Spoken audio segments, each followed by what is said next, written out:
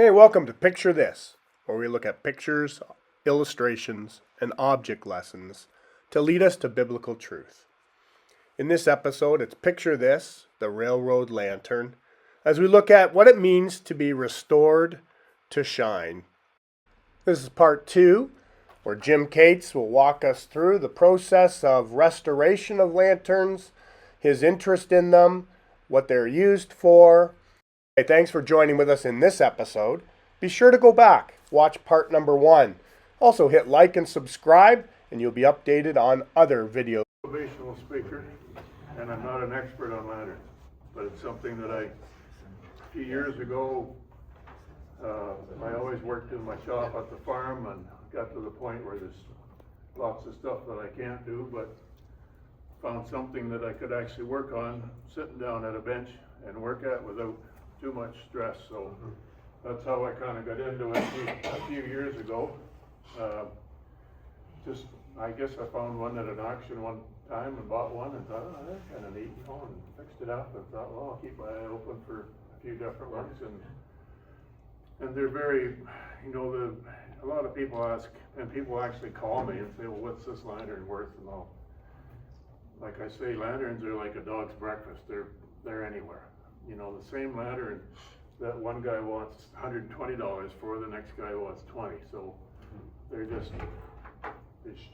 certainly not. The bigger ones like this they're more expensive. I've got a few of these ones, but this one's not restored. And I brought it just to really show the difference, and that's kind of the way I get them. These ones I've cleaned the lenses up on them, but now these lanterns are actually they're a signal lantern for the corner of a caboose. So these would go. They mount with these brackets on here. They slide into a bracket in the back corners of a caboose. So they're signal lanterns for the caboose, and they actually rotate. They've got a base on them that spins, so you can turn the colors on the caboose itself. This one is the same type of lantern, only this one's a hand, like for a crossing, if you had a level crossing with no gates or something. So back in the day, there'd be a person manning that crossing with that handheld one. That's what those ones are. There's others the same as these almost, only they have a bracket on the bottom where a post goes into them. And they actually sit on the switch gears. So like where the tracks switch, so they'll know by the lights which way the tracks are set for. But they're almost identical to these, other than they don't have the bracket on the side. They slide on a post at the switch place. Probably there's a difference. I just pick up, really, if I see some and think they look neat, I buy them, not particularly because there's anything special about them, but these ones, there's a few here. This one, I think, comes from Poland. This was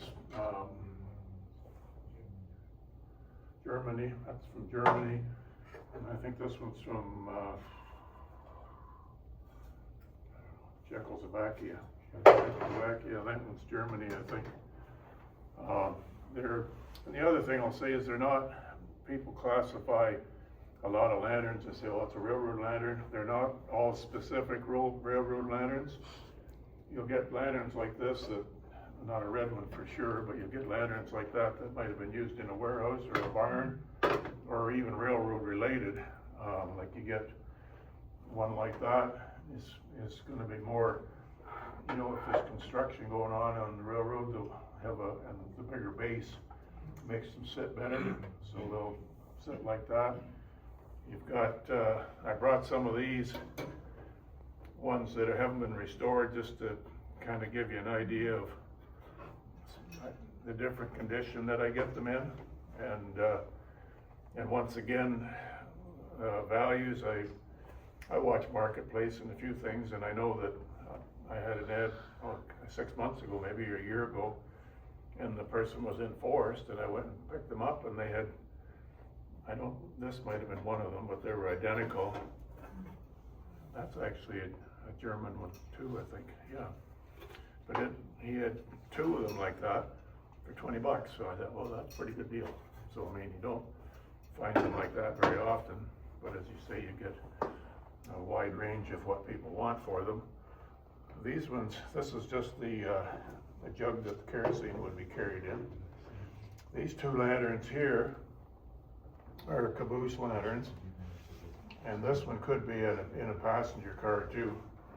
They mount on the wall, and this is actually an Aladdin lamp, which is much brighter than the normal lamps. They're spring loaded, they hang on the wall like that, so it takes some of the bounce out of them. I don't know how these, in a caboose setting, I don't know how that would ever stay on the wall, but that's a caboose lantern. I have a few of those. I tend to get the red ones just because I like the looks of them, you know, and obviously there's the white. The white actually has different colors mean different things. But, you know, the reds and the greens and the yellows and the whites, I think there was something I was going to say about, well, this one here, when I found this one, there's nothing special about it other than a lot of them have different shapes. This has the taller glass. This one has, the glass is actually cracked in it, but if you handle it carefully, it'll survive fine, but I like the glass in that one. These ones here are probably the most typical that the guys use every day on the tracks, this type of lantern. You've got many of these, that's a Canadian made, there's Canadian and US, there's different mostly American.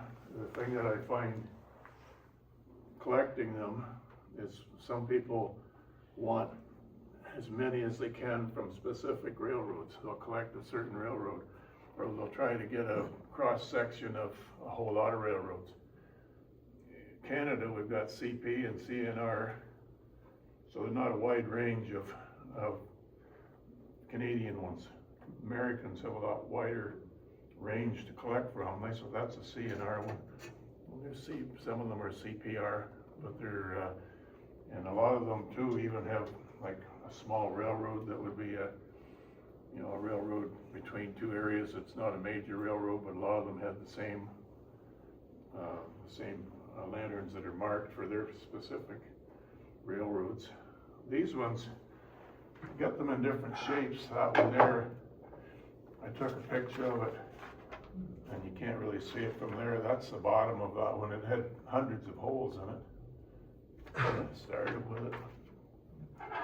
When I finished with it, that's what it looks like on the bottom. So you fill all the holes and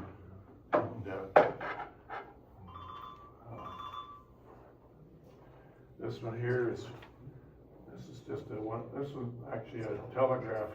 This is out of the St. Mary's. Would be in the station. So it's your telegraph machine out of there. Apple. This is getting into the more, after the 50s, we started to get battery stuff. And this one and that one in the far corner are battery ones. And then of course now I'm sure they're all rechargeable battery stuff that they use. Are these all yours, Jim? Yeah. A lot of them have dates on them. This one's 1908. 1908 on them. So there's a wide range of dates on them. Some of them are dated, some of them aren't dated. The other thing that I try to do is when I get them, they might be just rusty and they might have 5 layers of paint on them. So you kind of try to take them back to what they were. And I think this one or one of these colored ones, you start stripping paint off and you try to get back to where the original color was. So I try to leave them the color that they would have been originally.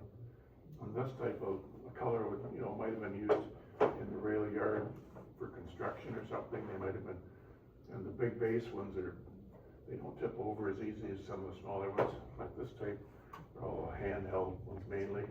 They're more tippy. But the bigger base ones, And they come, as I say, in different colors. Some companies have different colors. This one's St.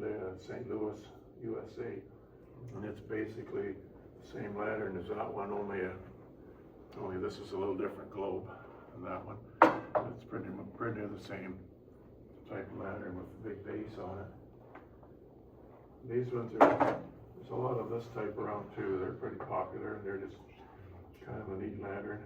And as I say, you get different lanterns that, I think there was an old lady up in Clinton, I think, that had this, might have been this one or one similar to this one. I had quite a few of these. You know, I saw it on Marketplace and she wanted $5 for it or something, and I said, well, if I'm coming up that way, and it was a long story. She finally left it under her front porch, and I think it was a month before I got up there. Finally picked it up, but it's just the stories behind. Jim, the one you got your hand on, is that a original handle? Yep. No Yeah. kidding, eh? Yeah, that's original. Folks, that's like that. Oh, yeah. Some of them well, there's one there as an example. And I didn't realize when I first started getting them, that little notch there is meant to be there. Your thumb goes in there, so when you're swinging them, your hand doesn't swing on the top, so your thumb goes actually in there. So if you're actually moving your lantern like that, it doesn't swing on you. This one's battery operated one, which there's no actually batteries in it. Some of them, there's a wide range in people when they restore them. Like a total purist would not ever paint anything for sure that wasn't painted. These ones, a lot of them they come as just a metal. And this one, I polished it and actually clear coated it, which isn't really correct, but I like the shine on it when I did it that way. But there's, one here is that's just a little Chinese lamp, which is getting stuff, I don't really get anything that's not more like antique stuff. And this wouldn't be correct either. This is they would originally be more of a sheet metal color, maybe a galvanized metal of some kind. Some of them I run and some I haven't. That one's obviously been run because a little bit of dirt on them. But I don't know, there's a whole lot more to say about them other than the different, there's a bit of paperwork and stuff up here that as far as the colors, have different meanings for some of depending on which way they turn. Obviously, that's the whole point of the colored stuff. The rarest color, which I have, this is actually green, which it looks blue, but when it's lit up, it looks green. And the ones that they're a true blue are the hardest ones to find. I've got some that are yellow. That's a yellow one over there. But you get different, the reds and the yellows and the clears are obviously the most popular.